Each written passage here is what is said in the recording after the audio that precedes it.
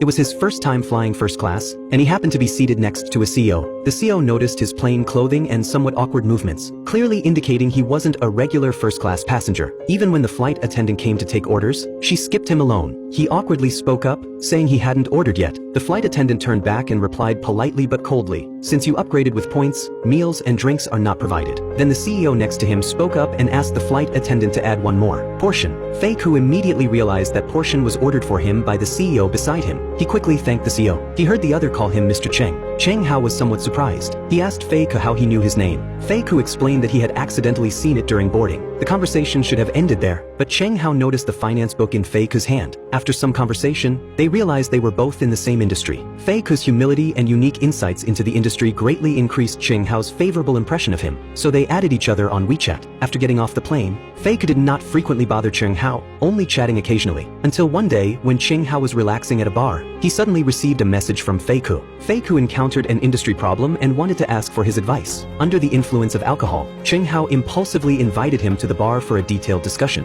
Fei Ke arrived quickly. Not only did he not feel out of place, but he also got along well with Cheng Hao's friends. This appropriate emotional intelligence and composure made Cheng Hao view him in a new light, thinking he was a young man worth bringing along to see the world. From then on, Cheng Hao often took him to various places on weekends: bars, KTVs, gyms, golf courses. During their time together, Cheng Hao shared many past stories, and Fei Ke always wisely listened more, nodding at appropriate times, providing ample emotional support. This was exactly what Cheng Hao needed. He had climbed up from the bottom by himself, but lacked someone he could talk to comfortably. And this somewhat insecure young man in front of him made Cheng Hao want to lend a hand involuntarily, just like helping his former self. This relationship lasted for several months. One stormy late night, Cheng Hao was leaning on the bed reading a magazine when he suddenly received a call from Fei Ke. He claimed that his rented house was leaking badly and he wanted to stay at Cheng Hao's place for the night. Cheng Hao did not refuse. Fei Ke entered, drenched, and carefully took off his wet shoes. After taking a hot shower, he offered to sleep in the living room. The next morning, he thoughtfully prepared breakfast. Unfortunately, Cheng Hao woke up late and was in a hurry to drive to a meeting, so he had no time to eat. Before leaving, Cheng Hao asked if he could drive. After getting a positive response, Cheng Hao tossed him the Porsche keys. In the car, Cheng Hao ate the bread the other had bought,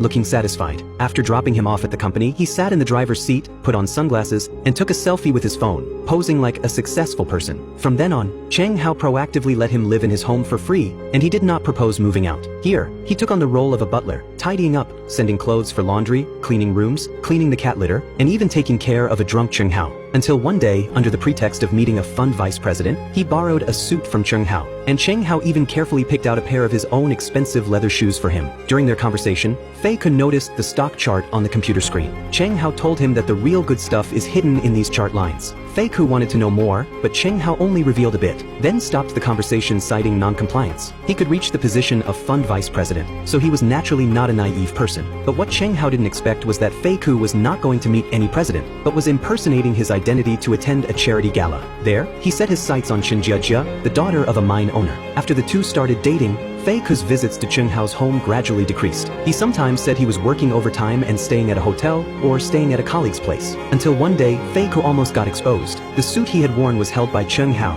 and it still had the charity gala badge attached. Fei Ke, who was looking at stocks at the time, saw it out of the corner of his eye and immediately became nervous. He quickly handed over another thick coat, using the rise in stocks as a reason to divert Cheng Hao, then took the opportunity to remove the badge from the clothes. Then, they talked about internal stock tips again. Cheng Hao had been afraid to invest heavily due to fear of insider trading incidents leading to prison. But Fei Ke assured him, and although Cheng Hao showed anger on his face, sitting in the car, he was clearly tempted in his heart. The next day, Fei Ke invited Cheng Hao to a high-end restaurant for a meal. He had followed Cheng Hao's advice and bought stocks with 30,000 yuan principal, which had now risen to 70,000, and he asked if he should sell. Cheng Hao was somewhat speechless. He had disclosed internal information, but Fei Ke only invested 30,000. He told Fei Ke that if he didn't invest more now, there would be no chance later. Then Fei Ke proposed using his own account to borrow Cheng Hao's money to invest. He would just give Cheng Hao a few percentage points of the profit. Cheng Hao agreed. First, he didn't invest much. He still distrusted Fei Ke, but as the profits gradually increased, Cheng Hao decided to formally enter the market. Fei Ke was responsible for opening the account, while Cheng Hao set the password, transferred deposits, and kept the USB key. Before each stock operation, Cheng Hao would check the login records to confirm he had no ulterior motives, and Fei Ke's performance gradually won Cheng Hao's trust. Until one day, Cheng Hao had already gone out but suddenly returned dragging his suitcase. Before even entering the house, Cheng Hao saw many vegetables and fruits piled on the floor.